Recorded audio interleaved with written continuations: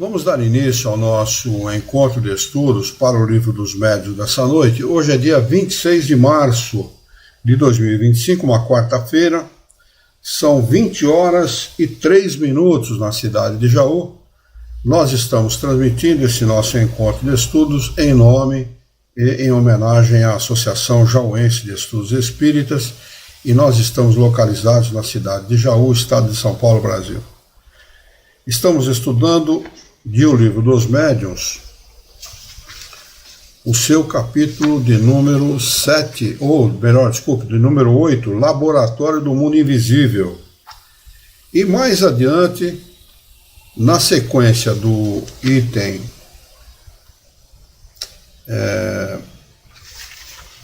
de número 128, Kardec faz algumas perguntas para o Espírito de São Luís a respeito das formações fluídicas dos espíritos, né? E nós estamos na pergunta de número 15. Na pergunta de número 15, Kardec pergunta o seguinte ao Espírito de São Luís: todos os espíritos têm no mesmo grau o poder de produzir objetos tangíveis, aquele que se pode pegar, né? Tangibilidade. Resposta: o certo é que o espírito, quanto mais elevado, mais facilmente o consegue. Mas isso também depende das circunstâncias. Os espíritos inferiores podem ter esse poder. 16ª questão, pergunta de Kardec: o espírito tem sempre consciência da maneira pela qual produz as suas roupas ou os objetos que torna aparentes? Resposta: não. Muitas vezes ajuda a formá-los por uma ação instintiva, que ele mesmo não compreende, se não estiver suficientemente esclarecido para isso. Vê que o poder dos espíritos é muito variável, né? Nem todos conhecem tudo, né? E muitos conhecem muito pouco a respeito da vida espiritual. Isso da mesma maneira que conosco, os encarnados, né? Sabemos muito pouco da vida espiritual. E quando temos alguma ideia a esse respeito, é uma ideia muitas vezes misturada com coisas místicas, com ideias esotéricas, com ideias do maravilhoso, do sobrenatural e etc. E isto acaba por prejudicar muito o nosso conhecimento a esse respeito. Pois não, Alexandre? Eu acredito, Luiz, que a grande minoria conhece, né? Tem esse conhecimento um pouco mais aprimorado, né?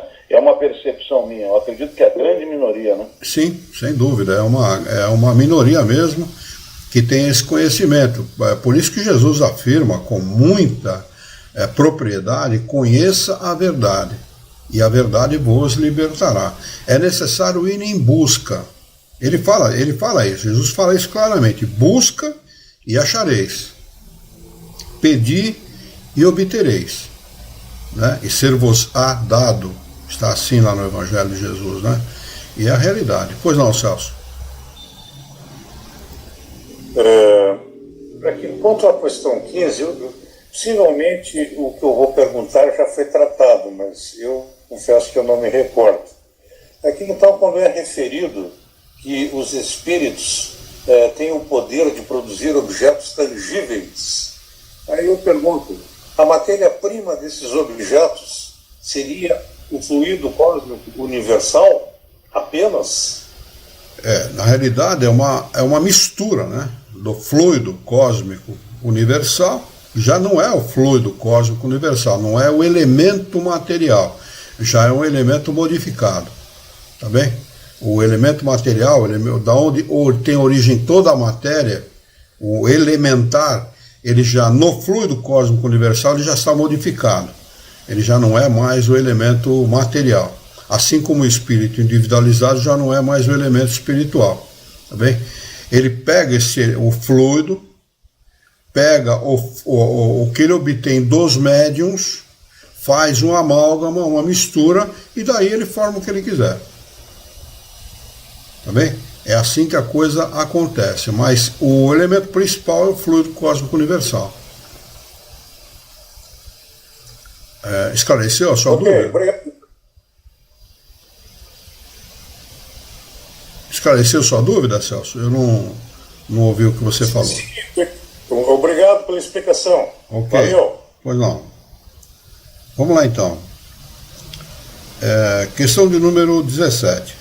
Se o espírito pode tirar do elemento universal os materiais para essas produções, dando a essas coisas uma realidade temporária com as suas propriedades, pode também tirar o necessário para escrever, o que nos daria a chave do fenômeno da escrita direta? Pergunta Kardec.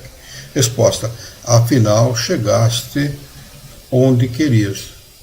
Kardec, com as perguntas precedentes, ele queria esclarecer como acontecia a escrita direta. Né? Olha o que ele fala, olha a observação de Kardec aqui.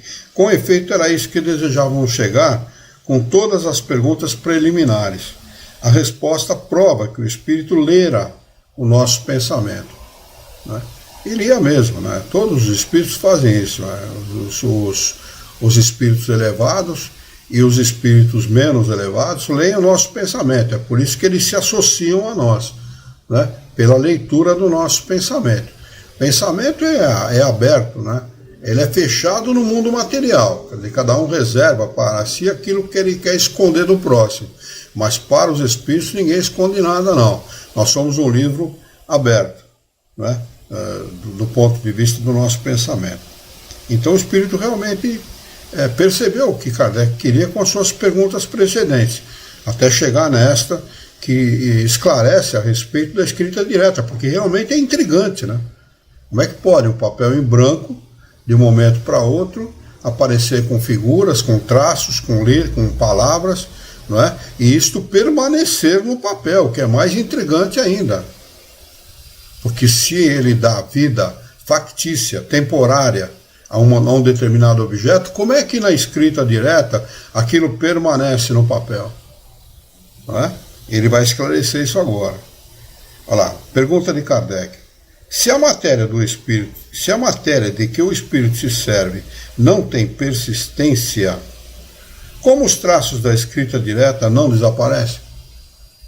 Porque o que ele cria temporariamente não tem persistência, não persiste, não continua, não tem continuidade. Ele existe por algum tempo e depois ele deixa de existir. Né? Vontade do espírito sobre o fluido universal, cósmico universal, né? Mais aquilo que ele recebe do médium, ele cria o objeto que ele quer criar, mas aquele objeto ele tem vida temporária. Vida aparente, factícia e temporária. Né? E como é que a escrita no papel ela não desaparece? Olha lá, olha o que o espírito responde. Olha como nós conhecemos pouco do mundo espiritual, Alexandre. Não tires conclusões das palavras. Para começar, ele não disse jamais. Tratava-se de objeto material volumoso. Nesse caso, são sinais escritos, que é útil conservar e se conservam.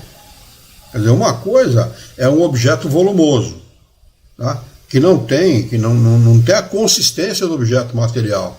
São matérias diferentes.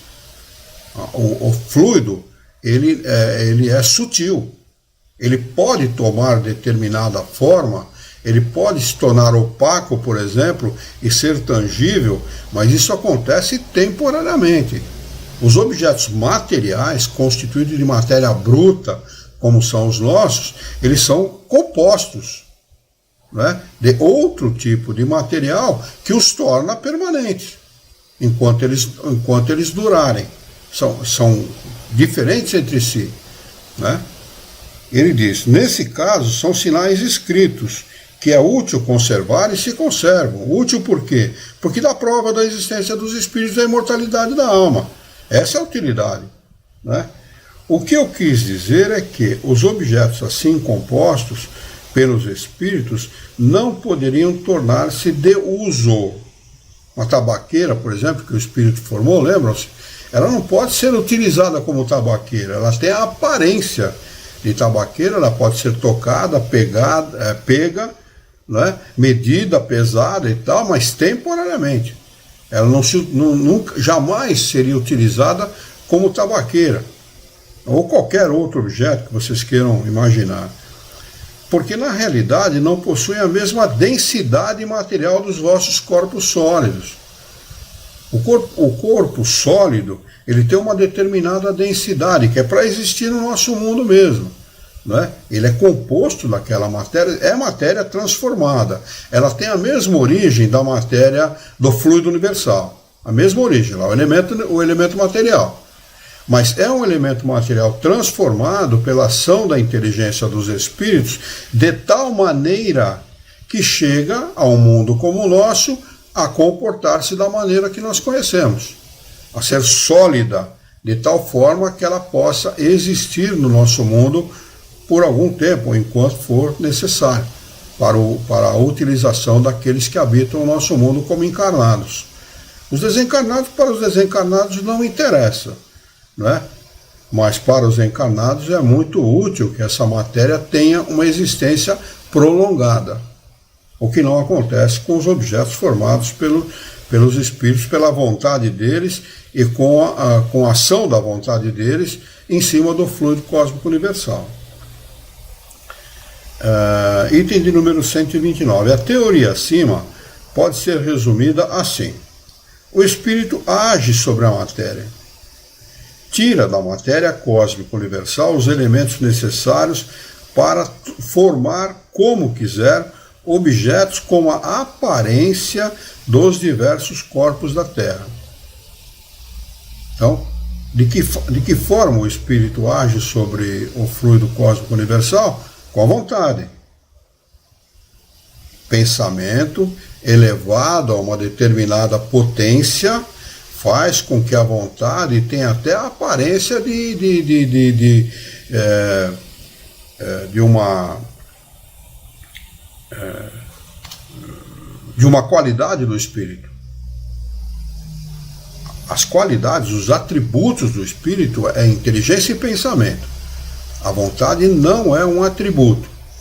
Ele passa a ser um atributo, ou quase que um atributo, a partir do momento que o espírito eleva faz progredir a sua inteligência, eleva a qualidade do seu pensamento a ponto de utilizar-se da sua vontade para conquistar coisas, para promover o bem, para fazer o bem.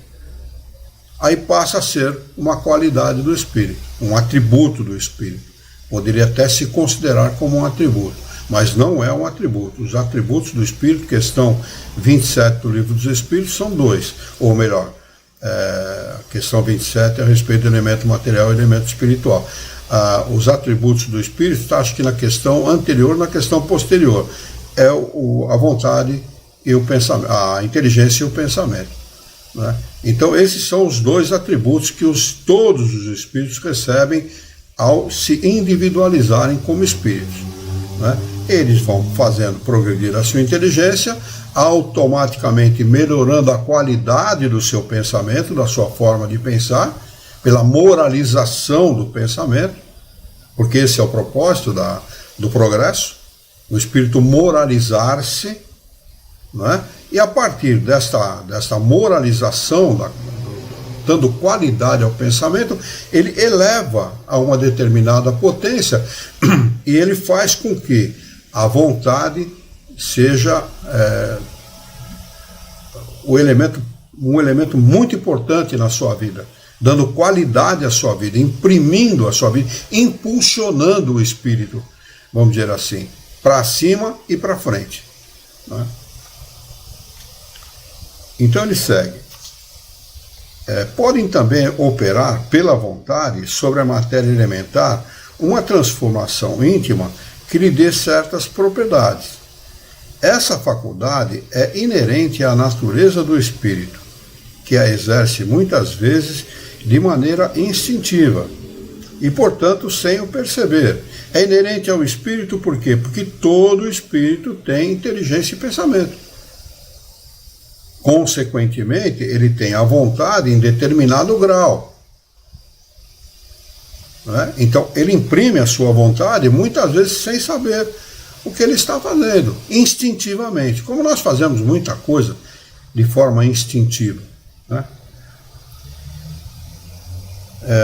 Os objetos formados pelo espírito são de existência passageira, que dependem da sua vontade, dependem da vontade, da imposição da vontade para existir, não é? Ou da necessidade. Ele pode fazê-los e desfazê-los ao seu bel prazer, desde que ele queira, desde que seja necessário, desde que seja útil, verdadeiro e útil, não é? Ele pode manter aquele objeto como aparência. Mas depois ele se desfaz, ele não permanece, ele não é perene, como os objetos que nós temos aqui na Terra, os objetos feitos de matéria sólida, não é? Esses objetos podem, em certos casos, parecer para os vivos perfeitamente reais, tornando-se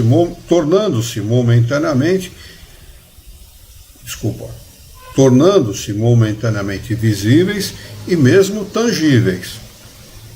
Trata-se de formação e não de criação, pois o espírito não pode tirar nada do nada. Olha, acreditem vocês, o encarnado tem essa capacidade também. Ele pode, pelo pensamento, mentalizar uma determinada coisa, uma determinada situação, imprimir tamanha vontade naquilo que, no mundo espiritual, fluidicamente, ele cria o objeto. Eu estou falando porque eu passei por uma experiência como essa, uma experiência pessoal, e eu estou dando aqui meu depoimento, que é verdadeiro. Eu e meu primo, eu levava meu primo, dava carona para o meu primo, na mesma idade, na época, tínhamos uns 20 anos, mais ou menos, de idade cada um, e eu levava ele até um determinado local, porque onde ele morava não entrava carro, lá em São Paulo, Zona Norte de São Paulo. E eu ficava no alto com o carro e iluminava com o farol para ele poder acessar a casa dele. Chamava-se Travessa Amélia a casa dele. Era uma travessa estreitinha, não entrava carro, e de noite a gente ficava meio cismado e tal, né? Podia acontecer alguma coisa, então eu ficava com o carro lá em cima, iluminava para ele, o farol do carro era muito bom, era Siribi na época, então iluminava, clareava bem. Quando ele chegava perto da casa dele, ele me dava um sinal com a mão que estava tudo bem, eu ia embora e ele entrava em casa. Nós tínhamos o hábito de parar o carro sempre naquele mesmo local, era próximo de uma esquina, de uma transversal, aquela rua que nós parávamos, nós estacionávamos o carro, e quando nós chegamos, eu notei que naquela esquina, de cara para o muro, havia uma moça, uma jovem. Ela estava, interessante isso, né? Ela estava com o rosto virado para o muro, não para a rua. O contrário do que normalmente as pessoas fazem, né? Mas cada um cuida da sua vida. Em São Paulo, ninguém cuida muito da vida de ninguém, problema dela, né? Entramos com o carro ali, estacionamos, da onde nós estávamos, nós conseguimos vê-la. Porque o muro ele não fazia 90 graus, ele tinha uma forma mais reta, né? A esquina fazia isso, né? Ficamos ali conversando, daí a pouco meu primo falou, dá uma olhada no que está acontecendo ali.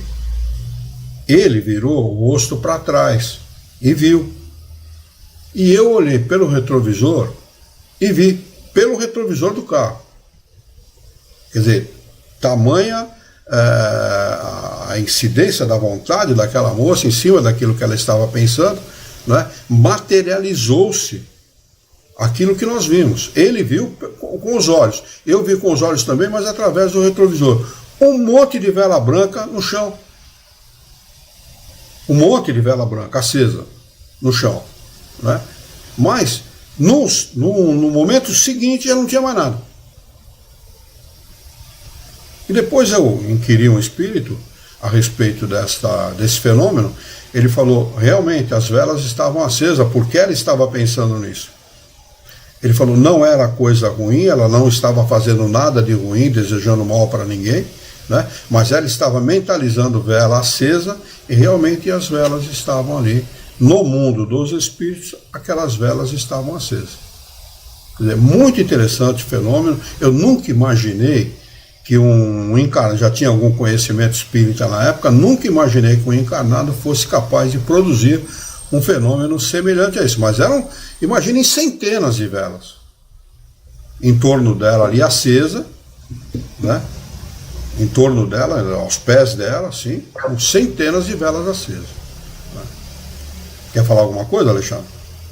As velas sequer existiam ali, na verdade. Não, elas eram factícias. Elas eram factícias, elas estavam sendo projetadas. Não as velas como estavam acesas. Sim, ela estava projetando aquilo do pensamento dela. Com a vontade dela, ela criou aquelas velas, todas elas acesas, eram velas brancas, porque eu vi. Eram velas brancas, estavam todas no chão, acesas. Né? Depois eu fiquei meio receoso, porque vela tem a ver com magia, com esse tipo de coisa, né? Fiquei meio receoso, mas o espírito falou: não tinha nada de errado, ela não estava fazendo mal para ninguém. Ela estava ali pedindo para o bem de alguém. Né? Que interessante. Então, então a gente pode daí deduzir o seguinte: nós temos que tomar muito cuidado com o nosso pensamento. Pensamento é força criadora. Nós criamos com o nosso pensamento. Quando nós desejamos mal a alguém, falamos mal de alguém, desejamos o mal de alguém, né? Alimentamos, instilamos ódio, preconceito, mágoa, rancor contra alguém, nós criamos fluidicamente nós criamos essa situação.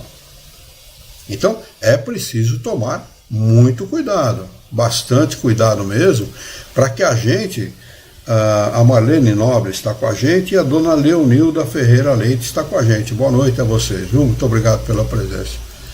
Quando nós pensamos em alguma coisa, firmemente, nós criamos aquela situação, né? Então é preciso tomar muito cuidado. Há pessoas que têm o hábito, né, de falar mal, de desejar o mal, de praguejar, né? Eu desejo que aconteça tal coisa e tal. Isso é muito perigoso. Perigoso para a pessoa que está alimentando aquele tipo de pensamento. Não é?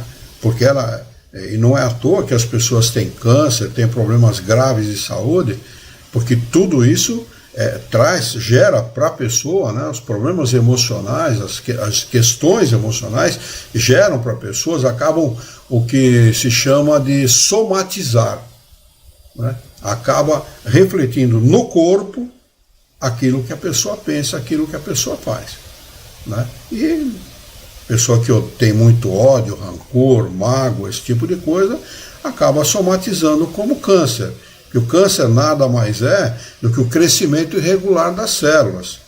As células, elas têm lado positivo e lado negativo, por isso que elas têm que ficar alinhadas, né? O desalinhamento das células é que cria os cânceres, né? Os ajuntamentos de células desorganizadas que formam esses tumores, né? Então é preciso que nós procuremos sempre orientar o nosso pensamento pelo bem, falar do bem, procurar promover o bem, ensinar o bem sempre que for possível, falar do bem sempre que for possível, em todas as oportunidades, porque isso não só promove o bem, como traz bem para a própria pessoa, né? Saúde mental, saúde emocional, saúde espiritual, isso é muito importante. Então não são só os espíritos que criam através do pensamento, os encarnados também. E este exemplo que eu dei, eu posso dar um testemunho de que é totalmente verdade aquilo que eu falei, porque foi uma experiência pessoal que eu vivi, e eu pedi a ajuda do Espírito para me explicar o que estava acontecendo, e ele me explicou, né? Então é possível criar situações, criar coisas, criar objetos, né? E imagine uma pessoa odiando a outra em tempo integral que não é criado, né? Se vocês tiverem a oportunidade, se não conhecerem, provavelmente já devem conhecer, procurem a experiência do Dr. Masaru Emoto. Da água, né? Da água, aquela experiência extraordinária, fala muito bem o que é a incidência do pensamento, o significado das palavras, né, dirigidas ao próximo e a nós mesmos, porque nós somos 70% de água, 69,8% de água, né? E a incidência da palavra, da emoção, incide diretamente sobre a água contida no nosso próprio corpo.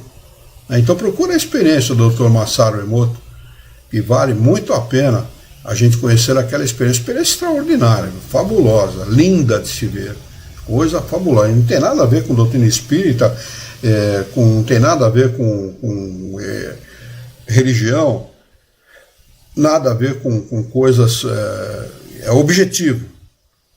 É uma experiência objetiva, que mostra o efeito da prece, por exemplo, sobre uma molécula de água, o efeito das palavras de Hitler sobre uma molécula de água, o efeito das palavras de um rock pesado sobre as moléculas de água, e assim sucessivamente. Vejam lá que vale muito a pena conhecer.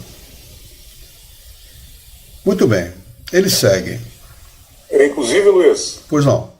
sobre essa questão da água, me parece que daí vem o valor da água magnetizada ou fluidificada. Fluidificada. Né? Justamente porque se os médiums e o público ali presente emanam vibrações positivas e magnetizam, né, fluidificam positivamente aquela água, né? Sim, não só os encarnados, como os desencarnados, né? Se a gente pedir para o nosso espírito guia, para os bons espíritos, para os espíritos médicos fluidificarem uma água e nos ajudarem com isso, nos nossos problemas físicos, emocionais e etc., eles fazem isso. E a água, como é um elemento muito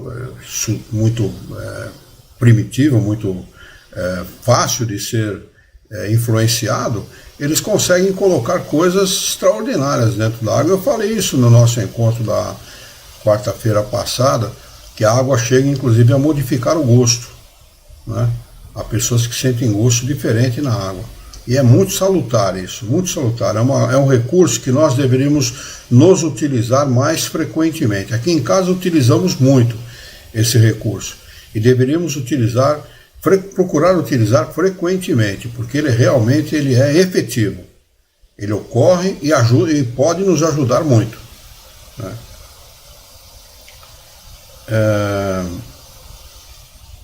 Item número 130. A existência de uma matéria elementar única é hoje quase geralmente admitida pela ciência, e os espíritos a confirmam, como acabamos de ver. Essa matéria dá origem a todos os corpos da natureza. As suas transformações determinam as diversas propriedades dos corpos.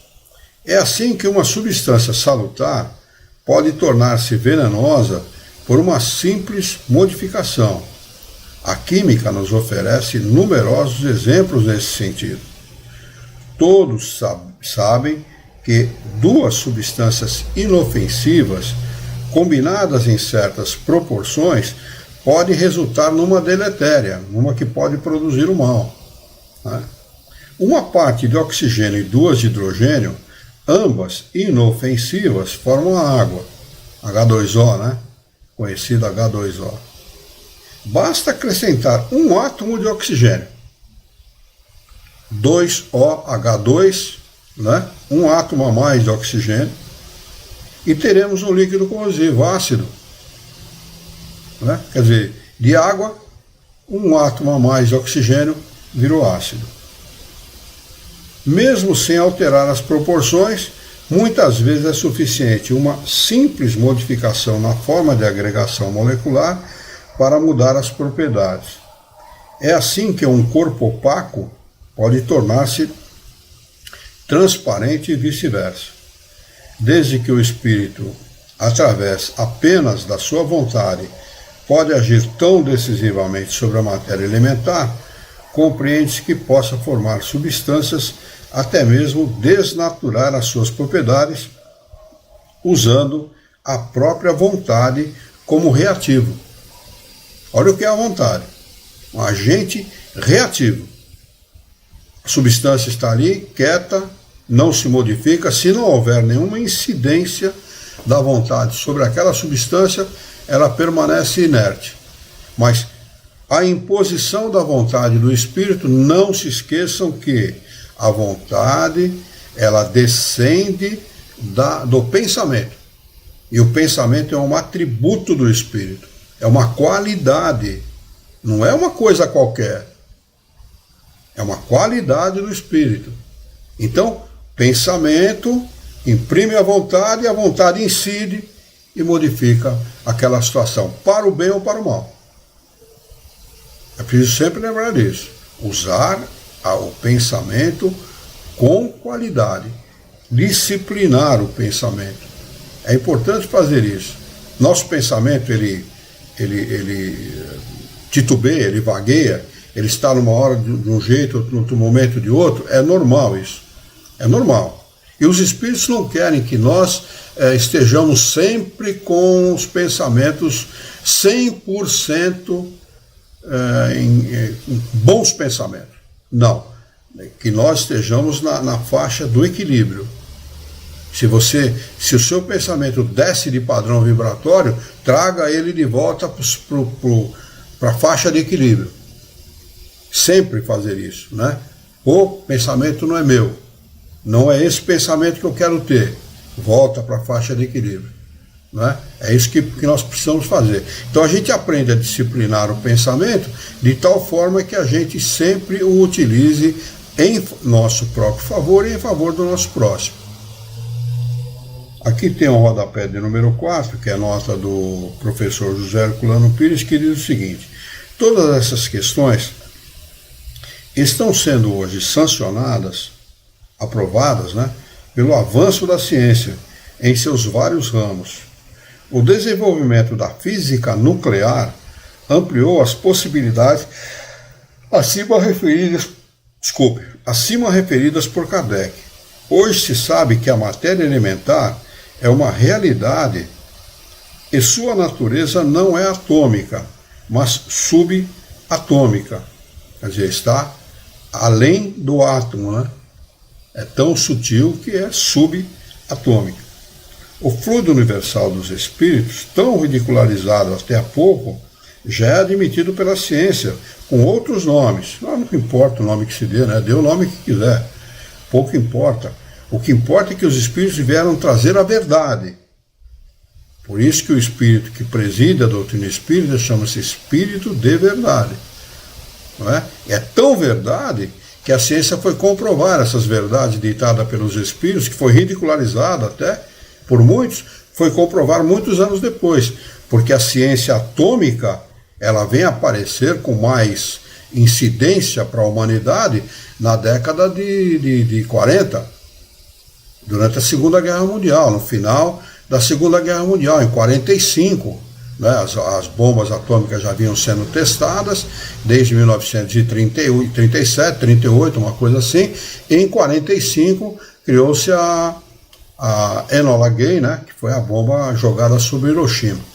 Né, então, veja, Kardec escreve o Livro dos Espíritos em 1858, o Livro dos Médiuns em janeiro de 61, fevereiro de 61, se não me falha a memória. Não é? Então, 1861, são quase 100 anos depois que a ciência vem comprovar aquilo que os espíritos já haviam ensinado. Né? O fluido universal dos espíritos, tão ridicularizado até há pouco, já é admitido pela ciência com outros nomes.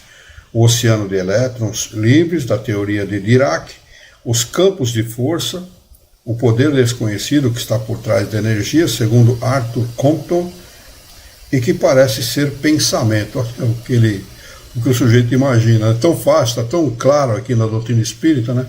E o sujeito fica criando aí, divagando com o pensamento e tal, fazendo ginástica mental para poder tentar entender aquilo que está tão claro aqui, né? Quanto à ação da vontade sobre a matéria, a medicina psicossomática e parapsicológica se incumbiram de prová-la, mesmo nos encarnados. Né?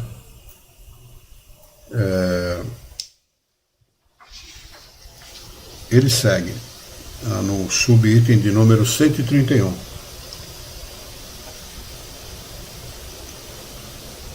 Essa teoria nos dá a solução de um problema do magnetismo, bem conhecido, mas até hoje inexplicado, que é o fato da modificação das propriedades da água pela vontade. O espírito agente é o do magnetizador, na maioria das vezes assistido por um espírito desencarnado. É isso que acontece dentro dos centros espíritas. Tá bem? O médium que transfere fluidos, né? Esse devia ser o nome usado, ele usa o nome de médium passista, né? Mas na realidade o que o médium está fazendo é transferir fluidos. Ele é um médium magnetizador, impõe a mão sobre a cabeça do necessitado, transfere seus fluidos, seu fluido magnético, e com a ajuda dos espíritos, ele acrescentam-lhe outras propriedades que vai ajudar a pessoa necessitada. A maioria das vezes é o que acontece, na maioria das vezes não, no passe espírita é o que acontece nos centros espíritas. Para o magnetizador é o que normalmente acontece. Pode ser também não acontecer, porque isso aqui na maioria das vezes, nem todas, que o magnetizador ele não precisa da presença de um espírito para transferir fluido magnético, né, para a pessoa necessitada. Existem estudos sobre magnetismo humano, né? Franz Anton Mesmer. Se vocês quiserem conhecer, busquem na internet Franz Anton Mesmer, o mesmerismo, tá? E vocês vão ter uma explicação mais aprofundada a respeito dessas propriedades do encarnado. É de todos os encarnados, viu? Alguns têm mais magnetismo, outros têm menos magnetismo. Por exemplo, Hitler tinha um magnetismo muito grande, ele era capaz de envolver uma multidão, né, com a sua maneira de se expressar, com o seu gestual, com as suas palavras. É claro que era tudo calculado e tal, mas o magnetismo dele era muito grande. Ele envolveu toda uma nação, 80% da nação alemã foi envolvida pelo magnetismo de Hitler, né? Ele opera uma transmutação por meio do fluido magnético, que, como já dissemos, é a substância que mais se aproxima da matéria cósmica ou elemento universal. O magnetismo é o fluido vital que é dado ao espírito ao encarnar. Nunca se esqueçam disso, viu? Nós recebemos ao encarnar uma quantidade X de fluido vital, que é para dar ânima, para dar vida ao corpo, não é? Alguns têm mais fluido vital e outros têm menos fluido vital. Quando você se sentir fraco, por alguma razão, carente de energia, carente de força, né? Coloque seus pés no chão. Você vai descarregar eletricidade estática e vai absorver fluido vital. Abrace uma árvore, fique perto de um jardim, né? Nós absorvemos fluido vital de alimentos, da própria água, né? Então é importante que as pessoas saibam disso. O fluido vital ele pode ser absorvido, né? E é este fluido vital que com o qual nós ajudamos as pessoas através do passe espírita e através da aplicação do magnetismo. E se ele pode produzir uma modificação nas propriedades da água, pode igualmente fazê-lo no tocante aos fluidos orgânicos, do que resulta efeito curativo da ação magnética convenientemente dirigida. É isso que faz o magnetizador. A pessoa tem um problema qualquer, uma dor qualquer, ele impõe a mão, ele tem muito fluido vital, muito magnetismo, ele impõe a mão, dirige o magnetismo para determinada região do corpo. Por exemplo, a pessoa está com dor no estômago, ele dirige a mão para aquele lugar, ele o fluido vital vai incidir diretamente sobre aquele local, vai ser dirigido para aquele local e a pessoa, no mínimo, vai se sentir melhor. No mínimo, vai se sentir melhor. É que as pessoas não confiam nisso. Esse que é o grande problema, né? Isso é coisa para algumas pessoas, não é não. Todos nós temos essa capacidade. Não utilizamos, muitas vezes, mas todos nós temos. Isso depende de autoconfiança, de confiança na vida e confiança no Criador. Ele não privilegia ninguém. O Criador nunca privilegiou ninguém. Todos os espíritos já reencarna, é individualizado, e ao individualizar se ganha 2 atributos: inteligência e pensamento. Todos têm. Só que uns se utilizam mais e outros se utilizam menos. Né? Apenas isso. Mas se você quiser se utilizar, tenha conhecimento a respeito e utilize esse conhecimento em seu favor e em favor do próximo. Né? Sabe-se o papel capital da vontade em todos os fenômenos magnéticos. Vontade. A vontade imprime, direciona e age. Para o bem e para o mal, repetimos. Mas como explicar a ação material de um agente tão sutil? A vontade não é uma entidade, uma substância, e nem mesmo uma propriedade da matéria mais eterizada. É um atributo essencial do espírito, ou seja, do ser pensante. O espírito está colocando aqui como atributo, porque a vontade faz parte de um atributo do espírito, do pensamento. Inteligência já conquistou um certo progresso, faz com que o pensamento também se eleve, e esse pensamento elevado a uma determinada potência produz a vontade. Com a ajuda dessa alavanca, olha o que é a vontade. Com a ajuda dessa alavanca, ele age sobre a matéria elementar e em seguida reage sobre os seus componentes, com o que as propriedades íntimas podem ser transformadas. Com a nossa vontade, imprimindo a nossa vontade, utilizando o nosso magnetismo, nós podemos mudar um órgão do corpo humano que seja variado para melhor. A vontade é um atributo do espírito encarnado ou errante. Encarnado ou errante. Tanto faz. Não precisa ser um desencarnado para ter vontade. Né? Daí o poder do magnetizador. Normalmente o magnetizador é encarnado. Não existe magnetizador desencarnado. O magnetismo espiritual é um. O magnetismo dado ao encarnado pelo fluido vital é outro completamente diferente, que não tem nada a ver com o magnetismo dos metais, das pedras. São duas coisas diferentes, para não confundir. E às vezes as pessoas confundem, né? O magnetismo das pedras, dos metais, com o magnetismo humano. São duas coisas distintas. Não tem nada a ver uma coisa com a outra.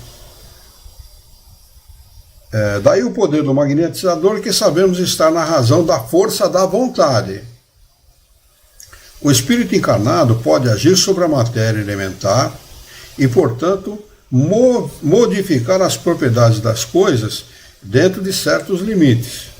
Assim se explica a faculdade de curar pelo contato e imposição das mãos, que algumas pessoas possuem num elevado grau. Magnetismo num elevado grau. Mais fluido vital, mais magnetismo. Menos fluido vital, menos magnetismo. Há pessoas que a gente fala assim, nossa, essa pessoa tem vida em abundância. Da onde tira tanta vitalidade? Né? É pela quantidade de fluido vital que a pessoa tem.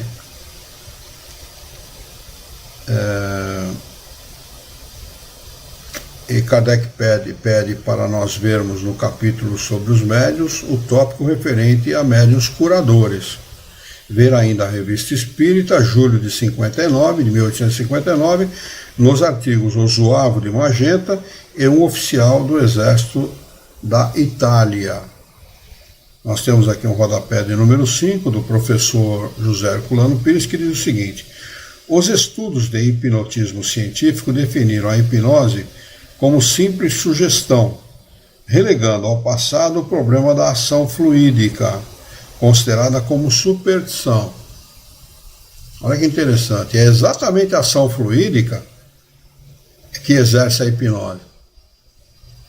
A hipnose é uma coisa conduzida pela ação fluídica do encarnado e do desencarnado também, né? O desencarnado exerce uma ação fluídica, o desencarnado exerce uma ação fluídica sobre o encarnado.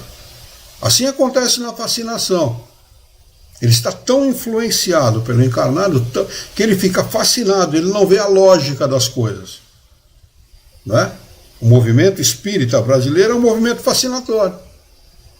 As pessoas não conseguem ver a lógica das coisas e acabam aceitando as fantasias. Vivem uma vida inteira aceitando fantasia. É assim, esta é a ação hipnótica que os espíritos exercem sobre, por exemplo, sobre os encarnados. A fascinação é uma dessas ações, é uma ação fascinatória, é uma ação, é um exercício da imposição dos espíritos sobre um encarnado.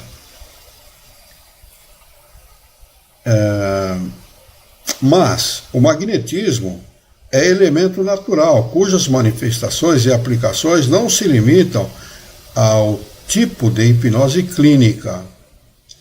Nesta, ela se manifesta em função autógena própria, mas não. Alguém falou alguma coisa? Acho que o seu microfone está aberto. Mas a maioria de suas manifestações são exógenas, externas.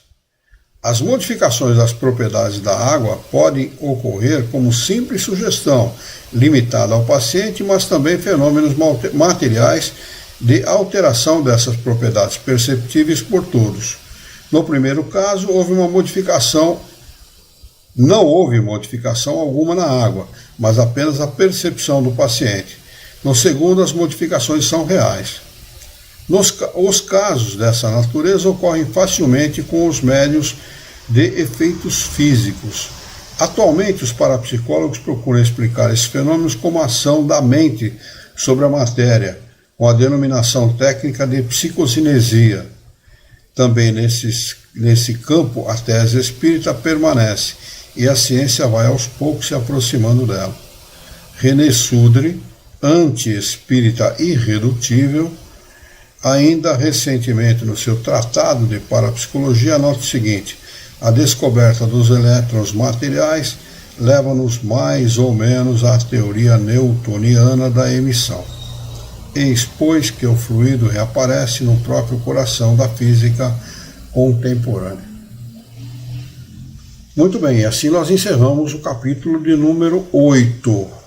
Ficou alguma dúvida? Alguém quer fazer alguma pergunta?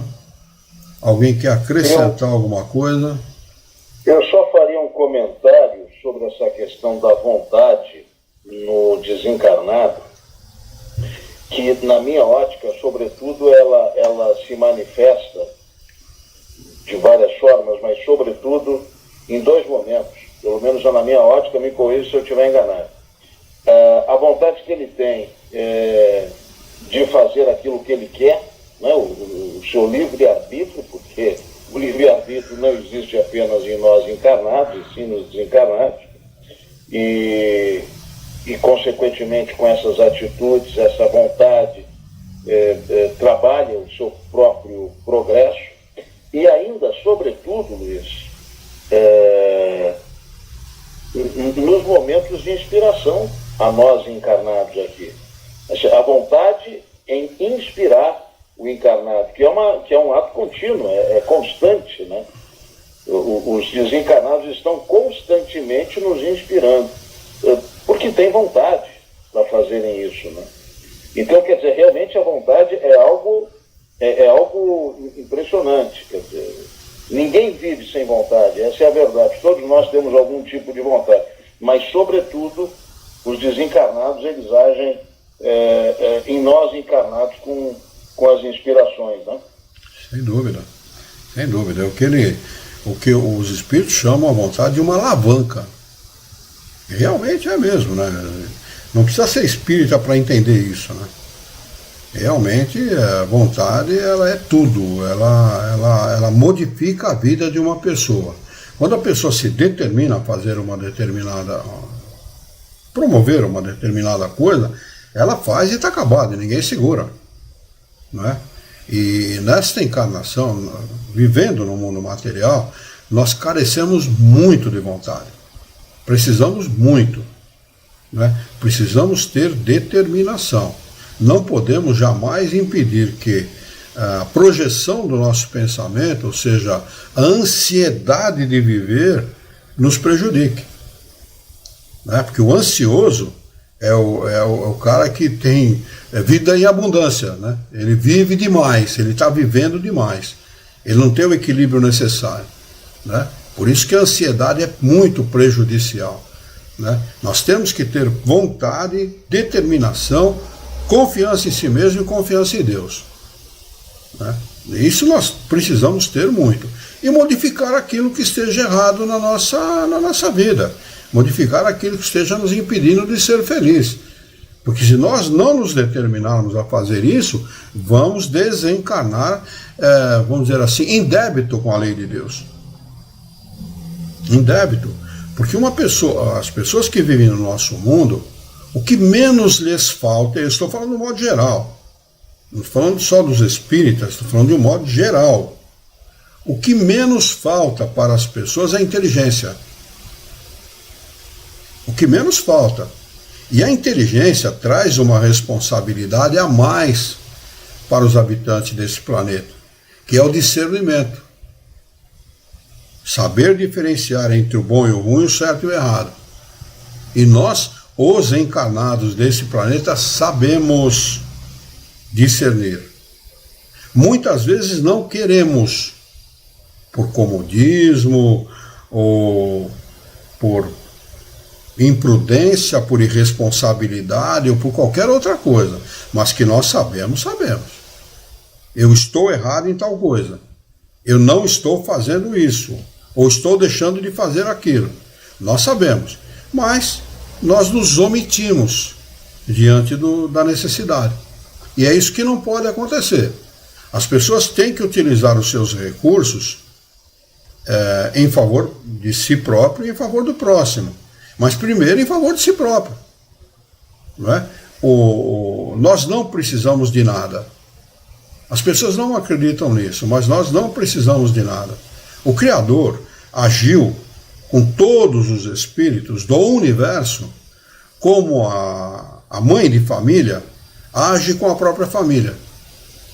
Num determinado dia da semana, o que a mãe de família verifica? Ela vai lá no armário dos mantimentos e verifica tudo aquilo que está fazendo falta para a família, o que poderá fazer falta para a família. Bom, está faltando farinha, está faltando óleo, está faltando açúcar, está faltando leite, enfim, ela faz uma lista, né? Vai no mercado, compra tudo o que precisa ser comprado para prover a família daquilo que é necessário. Então, o Criador já fez isso desde sempre. Ele proveu para poder prover. O que o Criador nos deu? As duas ferramentas mais importantes que nós precisamos, que é a inteligência e o pensamento. As duas ferramentas, todos os espíritos no universo têm inteligência e pensamento, todos. E para um espírito encarnar na Terra, ele não pode ser burro. Ele tem que ter a inteligência desenvolvida num certo grau.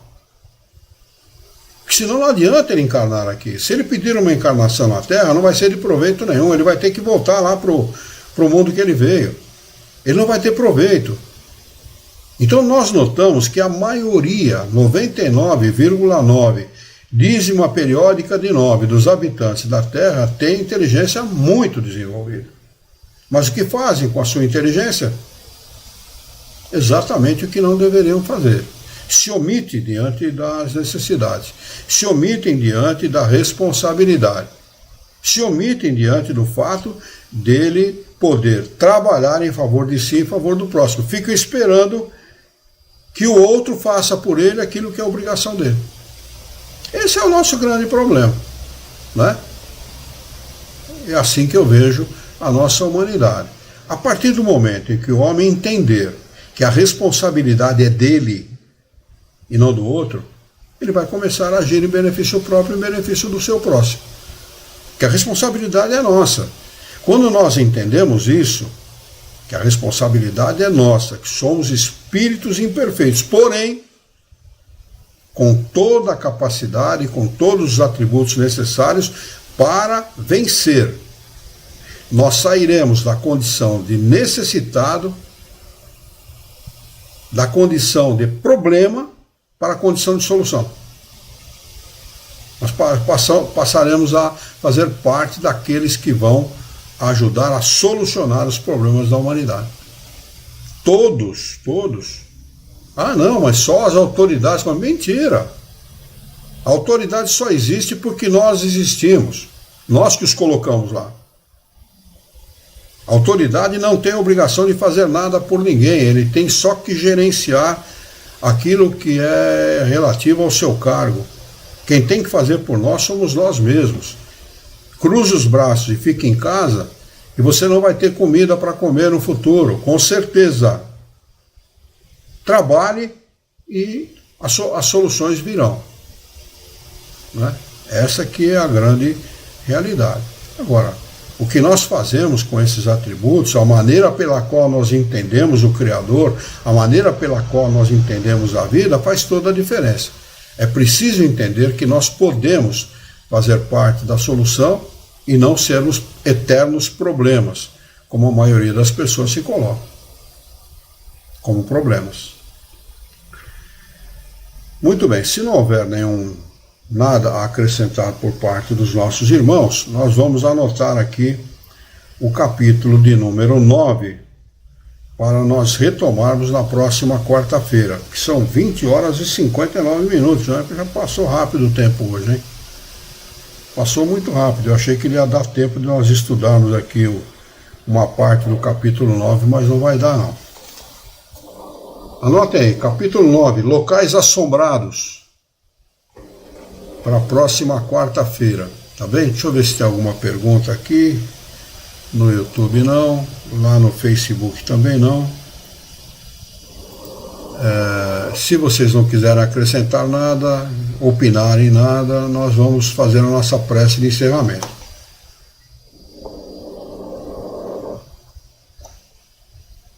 Podemos fazer? Muito bem, então. Eu convido aos meus queridos irmãos para que nós esqueçamos os nossos encontros e desencontros desse dia, para juntos elevarmos o nosso pensamento,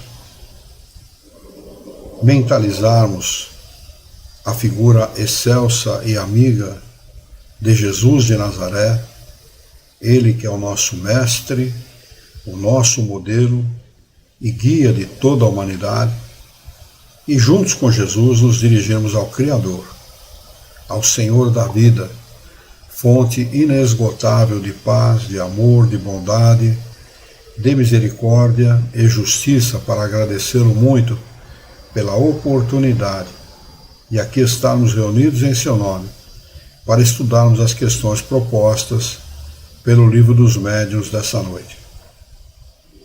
Queira a vossa bondade, o vosso amor, que tenhamos bom ânimo, coragem, determinação, ideias renovadas, alegria de viver e muito entusiasmo, para que nós possamos trabalhar e sermos úteis à sociedade em que vivemos. Dá-nos ainda, Senhor, a força e a coragem para orientarmos a própria existência por um profundo e sincero respeito pelo nosso próximo. Em Teu nome, em nome de Jesus, em nome dos bons espíritos, em nome do nosso diretor espiritual e de toda a sua equipe, nós declaramos encerrado o nosso encontro de estudos dessa noite. E que assim seja.